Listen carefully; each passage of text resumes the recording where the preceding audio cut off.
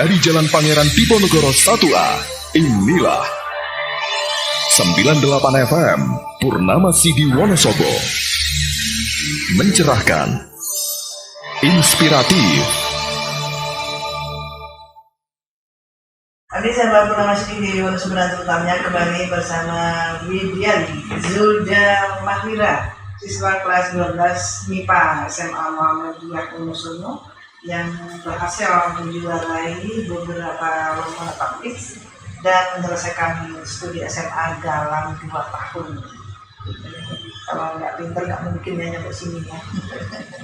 Mas Widian ini ada banyak pertanyaan ini Mas Widian yang harus dijawab karena pasti sahabat Purnama Sidi banyak yang penasaran ini dengan Mas Widian, Mas Dama ya, Mas Widian atau Mas Dama. Ini kan Mas Widian ini banyak sekali kegiatan-kegiatan ya dalam 2 tahun ini karena akselerasi. Jadi bagaimana persiapan menghadapi UN? Ini kan sekarang udah kelas 12 ya. Untuk menghadapi UN bagaimana? Karena banyak sekali kegiatan yang harus dilakukan. Saya sendiri menurut saya tidak jauh beda dengan anak-anak lainnya. Saya itu belajar seperti biasa, tapi khususnya tidak sepaneng, tetap enjoy dan tidak terpaksa. Karena kalau kita sepaneng itu dapat mengganggu psikis kita, terutama juga dengan kesehatan kita nantinya kalau kita stres. Oleh karena itu saya tuh lebih enjoy, santai lebih santai. Soalnya kalau mikir 2 tahun harus selesai gitu kan kayaknya jadi beban ya. Jadi beban malah mumutri ya. Harusnya santai tapi serius ya. Selain itu juga menjaga stamina tubuh agar tetap sehat. Setidaknya semaksimal mungkin kita upayakan. Selain itu juga kita harus mempersiapkan mental kita, karena mental ini juga sangat diperlukan dalam menunjang ketika kita menempuh ujian tersebut. Selain itu yang tidak kalah penting yaitu dukungan dan doa dari orang-orang sekitar, terutama kedua orang tua, karena ridho Allah itu tergantung pada ridho kedua orang tua. Nah, oleh karena itu kita juga tetap harus meminta doa restu dari kedua orang tua, karena kedua orang tua ini sangat diijabah oleh Allah SWT. Tetapi perlu satu catatan bahwasanya kita harus tetap mendoakan kedua orang tua kita, karena orang tua kita ketika berdoa itu pasti kan namanya orang itu kan memiliki salah. Nah, orang tua juga pasti memiliki salah yang tidak disengaja. Oleh karena itu, apabila kita tidak memohonkan ampunan kepada kedua orang tua kita, kepada Allah, itu tentu saja akan menghambat dari doa-doa kita. Jadi hubungan relasi antara doa dari orang tua dan anak tersebut itu bisa nyambung sehingga dapat dijawab oleh Allah SWT. Jadi ada jaminan ya. Ada jaminan antara orang tua dan anak. Orang tua pasti mendoakan keberhasilan anaknya. Terus anaknya tidak lepas juga pasti juga berdoa untuk orang tuanya, karena ingin mengharapkan ridho, ya, mengharapkan ridho dari Allah SWT agar mendapatkan ridho dari orang tua. Seperti tadi disampaikan, ridho Allah adalah ridhonya Allah. Selain itu juga saya mengamalkan hadis riwayat At-Tirmidzi nomor hadis 2317 yang disahihkan oleh Imam Al-Albani ini, bahwasanya min husni islamil mar'i tarkuhu ma la ya'ni. Di antara kebaikan Islam seseorang itu meninggalkan sesuatu yang tidak berguna. Jadi saya lebih meninggalkan sesuatu yang tidak berguna, karena waktu-waktu yang kita sia-siakan itu akan lebih bermanfaat apabila kita pergunakan dengan sebaik-baiknya. Selain itu diperkuat dengan dalil surah Al-Asr, wal asr, demi masa atau demi waktu, innal insana lafi khusr, sesungguhnya manusia itu dalam kerugian, illal ladzina amanu wa 'amilus shalihat, kecuali orang-orang yang beramal soleh dan juga wa tawassaw bil haqqi wa tawassaw bis sabr, berbuat kebaikan dan juga tetap sabar. Nah, dalam 3 konsep ini bisa kita petik. Misal berbuat kebaikan itu seperti contohnya kita belajar, kita berbuat baik kepada sesama teman kita. Insya Allah kalau kita juga memiliki hubungan yang baik, maka teman kita juga akan mendoakan kita akan memperoleh doa dari teman kita. Kemudian sabar, tetap sabar. Mungkin ini saya kan ada keterbatasan dalam mata pelajaran tertentu yang setidaknya saya kurang dalam mata pelajaran tertentu, sehingga walaupun saya sudah berusaha semaksimal mungkin, tapi hasilnya juga tidak memuaskan. Tidak sesuai yang diharapkan ya. Ya, tidak sesuai. Nah, itu tetap harus sabar karena Allah itu menilai seseorang itu dari proses bukan dari hasilnya. Itu yang dikatakan oleh orang tua saya dan dari guru saya. Oke, sesuai tadi yang disampaikan hadisnya ya. Kemudian untuk Mas Widian ini, karena tadi kan seperti disampaikan juga tentang meninggalkan waktu yang tidak berguna ya. Yeah. Nah, orang yang rugi ya kalau selalu menempatkan waktunya yang tidak berguna ya. Yeah. Berarti ya. Jadi buat sahabat Luna Masjid yang mungkin kemarin sudah menghilangkan waktu yang tidak berguna, lebih baik mulai sekarang ya. Mulai sekarang gunakanlah waktu sebaik-baiknya ya. Oke, seperti yang disampaikan oleh Mas Widian tadi. Nah, bagaimana membagi waktu belajar, mengingat banyak juga prestasi yang diraih, sementara Mas Widian termasuk siswa akselerasi atau lulus dalam 2 tahun. Membagi waktunya bagaimana itu? Seperti yang saya katakan tadi, saya pertama itu meninggalkan sesuatu yang tidak berguna. Saya lebih memanfaatkan waktu tersebut untuk seperti mengikuti kajian atau mengikuti hal-hal yang positif lainnya. Selain itu, ketika guru sedang menerangkan dan kita tidak paham, kita itu kan tidak, sehingga kita malu untuk menyampaikan itu di kelas atau dimanapun oleh guru kita merasa malu, dan tidak mungkin juga kita bertatap muka oleh guru tersebut dalam jangka waktu yang lama. Oleh karena itu, lebih memanfaatkan teknologi seperti YouTube. Kita melihat tayangan-tayangan di YouTube, misal apa yang kita tidak bisa lakukan, kita bisa melihat di situ bagaimana cara penyelesaian soal yang akan dihadapi. Oke, itu tadi disampaikan waktu-waktu yang tidak berguna itu contohnya apa Mas? Contohnya bermain game.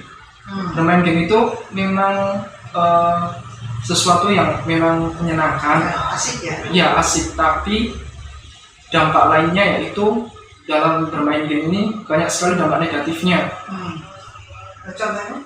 Contohnya misal kita ketagihan ya? Ya, jadi ketagihan. Misal kita juga lupa untuk beribadah kepada Allah. Kemudian kalau disuruh orang tua kita malah lebih asik mementingkan game. Mungkin gitu. Karena jawabannya tanggung gitu ya? Ya. Tanggung belum selesai, hampir selesai gitu ya? Kalau main game kan saking asiknya ya? Ya. Mungkin disuruh orang tua, tolong ambilkan ini atau belikan ini. Ya, kebanyakan dari anak memang seperti itu. Biasanya saking asiknya, ntar dulu. Nah itu ya. Ya. Nah itu main game satu, waktu yang tidak berguna. Terus ada lain? Mungkin nongkrong-nongkrong yang nggak jelas itu juga menurut saya kurang bermanfaat. Lebih baik kita pergunakan waktu tersebut untuk bersilaturahmi, kita sharing-sharing misal ilmu agama atau ilmu apa yang sekiranya kita belum ketahui, itu bisa. Berarti nongkrong-nongkrong pun bisa ada nongkrong yang positif ya? Misalnya nongkrong tapi tergantung apa yang kita bicarakan. Ya. Apa yang kita bicarakan mungkin ada yang kalau seperti dakwah itu dakwah yang serius ada, terus yang santai ada. Mungkin ada yang nyampe juga dakwahnya itu melalui yang santai, mungkin sambil nongkrong itu ngomong-ngomong, malah nyampe dari hati ke hati ya, itu mungkin ya. Jadi waktu-waktu yang tidak berguna yang tidak ditinggalkan adalah nongkrong-nongkrong yang tidak bermanfaat, kemudian main game ya. Mungkin masih banyak lagi kita sendiri yang bisa selektif terhadap apa yang akan kita lakukan. Oke, tentu saja sudah tahu sendiri ini manfaat apa enggak gitu, apalagi sudah SMA ya.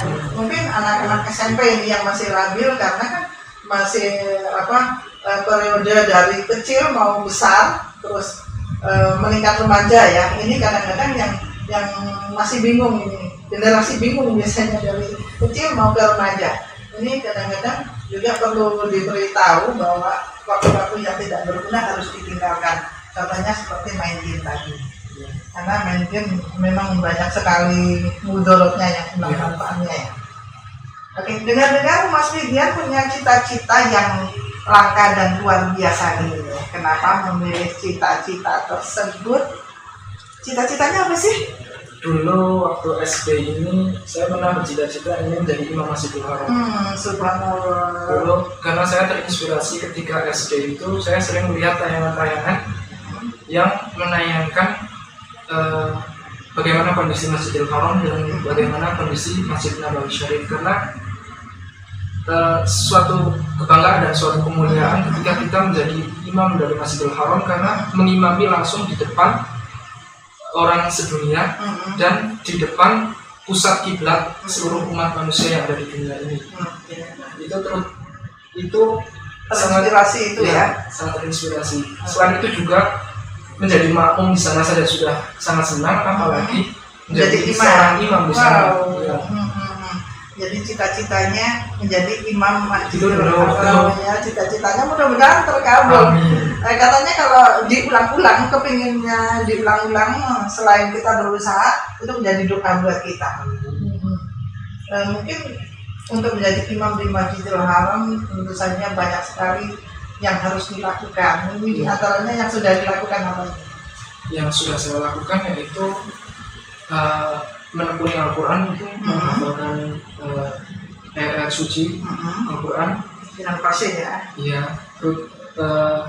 terutama lebih memperdalam dari makhrajul huruf pada setiap kalimat-kalimat Al-Quran tersebut dan memahami sedikit demi sedikit makna yang ada dalam Yang terkandung dalam Al-Quran ya. dalam ayat tersebut.